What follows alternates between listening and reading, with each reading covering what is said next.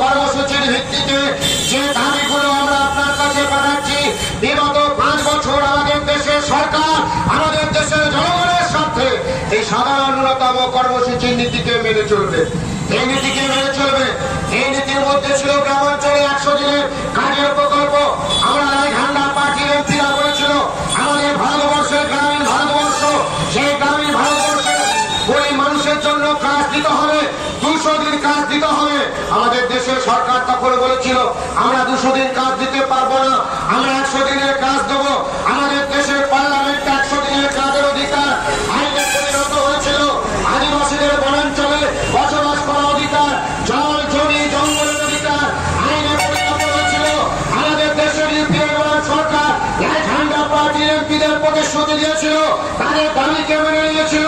যতদিন ইউপিএ সরকার থাকবে নয়া উদারীকরণ নীতির ফলে আমাদের দেশে রাষ্ট্রায়ত্ত কল কারখানা, ব্যাংক বেসরকারীকরণ হবে না, বীমা বেসরকারীকরণ হবে না। আমাদের দেশের রাষ্ট্রায়ত্ত সম্পদগুলো সরকার পরিচালনা করবে। এই নীতিকে সামনে রেখে আমরা সরকার পরিচালনা করেছিলাম প্রথম ইউপিএ সরকার, কিন্তু দ্বিতীয় ইউপিএ সরকার এবং তার পরবর্তীকালে 2014 সালের লোকসভা ভোট, 2014 সালের লোকসভা ভোটের আগে আমাদের দেশে নরেন্দ্র মোদী সরকার তারা বলেছিল ওদেরকে ভোট দেওয়ার জন্য, দেশের জনগণকে বলেছিল আপনি বার মোদী সরকার তৈরি হলে আমাদের দেশের বেকারত্ব দূর হবে। কি বলেছিল সেদিন নরেন্দ্র মোদী সরকার? বলেছিল বছরে 2 কোটি করে বেকারের চাকরি দেবো। নরেন্দ্র মোদী সরকার বলেছিল আমাদের রাজ্যের শিক্ষা, আমাদের দেশের শিক্ষা ক্ষেত্রে অভূতপূর্ব উন্নতি ঘটাবে।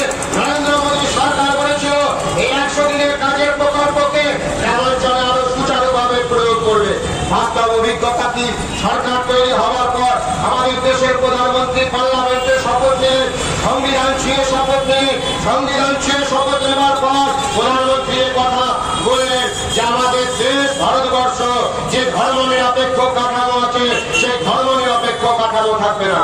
আমাদের দেশে একটা ধর্মীয় মেরুকরণের রাজনীতিকে এই বিজেপি সরকার নিয়ে এলো।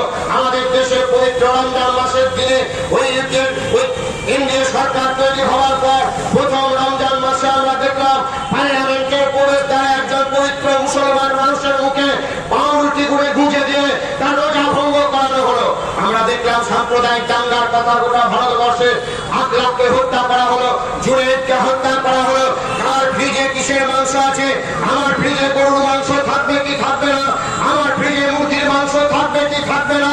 আমার দেশের সংবিধান আমাকে অধিকার দিয়েছে আমি যদি হিন্দু হই আমার বাড়ি তুলসী তলার প্রদীপ চলবে, ও যদি মুসলমান হয় ওর বাড়ি ও 5 ওয়াক্তের নামাজ পড়বে কিংবা আযান দেবে, ও যদি খ্রিস্টান হয় চার্চের ঘন্টা পেটাবে।